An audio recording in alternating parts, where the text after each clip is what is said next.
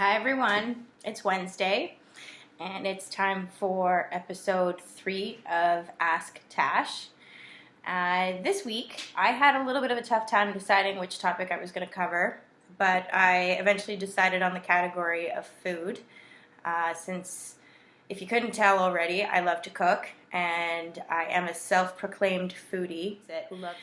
So the two questions I get asked are, where do I get my inspiration from? And secondly, where the heck do I find the time to cook and then, post things? So the first question being, where do I get my inspiration from? Well, I'd say from the city. And we're back. I have to give my computer a break sometimes because it just can't handle the video streaming. So hopefully I'll have that fixed soon. Anyways, to continue where we left off, I get my inspiration from Toronto, from this actual city, because I think, if someone's coming to visit Toronto, we're known for our restaurants and the diversity in the restaurants. I think there's so many different flavors and different types of cuisines that you can try, you can experience from different cultures, which I think is a pretty cool thing. I mean, it might be a little overwhelming because if you're just coming to the city for a couple days, you're not going to have enough time to try everything. So I like to suggest, pick a genre of food, and then if you're interested, I can recommend which places to try. So my inspiration comes from these new restaurants that pop up in Toronto all the time. I like to set a goal of exploring the city and trying a new restaurant at least once a month. So I tend to order something off the menu that I maybe can't otherwise make at home, or maybe it's something I wouldn't be bothered to make at home. I tend to order something that's maybe unique, and then I look at the rest of the menu and see what other types of food that they create, and if the ingredients are listed, I make a mental note, or sometimes I make a note in my phone. And then when I get home on a night when I might have time to cook, I use that as my inspiration. I don't necessarily copy it exactly, I just use it as the starting point.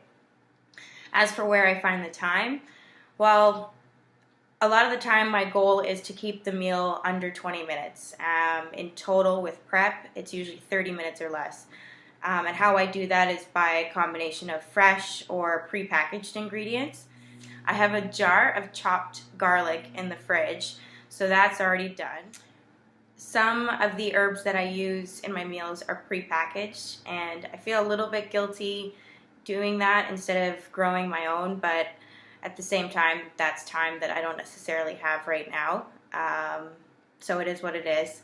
So yeah, my goal is to keep the meals under 20 minutes and 30 in total with prep time. And that's usually how they're done.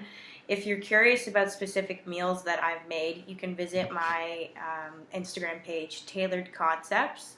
I'll post it at the end of the video. And I can give you instructions, I can give you the ingredients, and I can tell you which ones were prepackaged and which ones were fresh, and how much time it should take to prep everything. I mean, it's all sort of an experimentation in the kitchen at the end of the day. But like anything, we can make time for whatever it is that we really want to do. And I really enjoy cooking, so that's how I find the time. It's not that much time at the end of the day. And I prefer to cook at home because that way you can keep it healthy and cost effective. I also find cooking can be pretty therapeutic. So if I've had a stressful day at work or just a long day in general, cooking for me is kind of like another creative outlet, like dance or like painting, for example. It's putting food together in a aesthetically pleasing way, and then it just so happens to taste good because I incorporate flavor and I make flavor important as well. So those are the two food questions for today. So thanks for listening, and stay tuned for next week. Thanks for watching.